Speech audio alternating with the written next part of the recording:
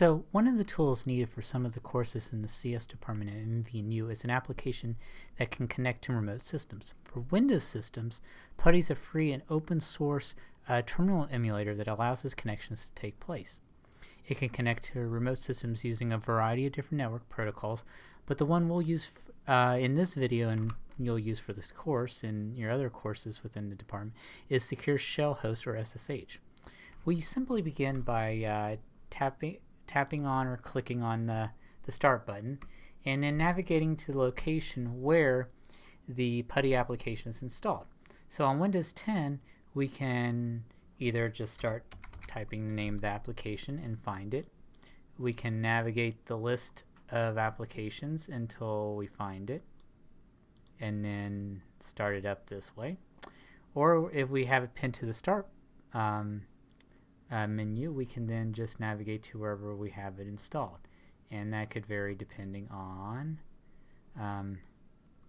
how you organize your Start menu. And in my case, I have a networking folder and I installed it down here. So once you do that, you start up the application and this brings up a configuration screen. So I'm going to load the Centauri's configuration by default, and that is the system that you'll want to load. So when the configuration screen comes up, one of the things you want to do is come to the session, make sure you're on the session tab, and then fill in centauris.mvnu.edu into the hostname field, and then make sure SSH is the selected connection type, and that it fills in the port number with 22, and that's the default value. We don't do anything unusual to connect to this system.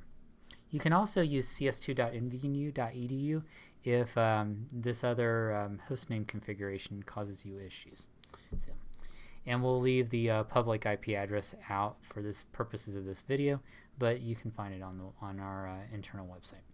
So once you do that, come down to the logging session, click on printable output, and you want to make a log for every time you connect to a session because I'll want you to submit your logs with your work. And just find a location where you can write log files on your disk. I tend to coordinate writing the log files to my Dropbox account and directories on there. So I pick an appropriate directory there. And then I just do something like my username _on_ and I can use these fancy little shortcut codes like &h to fill in the host name regardless of what system I'm on. And I just say _PuTTY, and then I just give it these fields for like month, date, and year, &m, &d, so on and so forth, and .log, and that helps create a unique log file for every time I connect.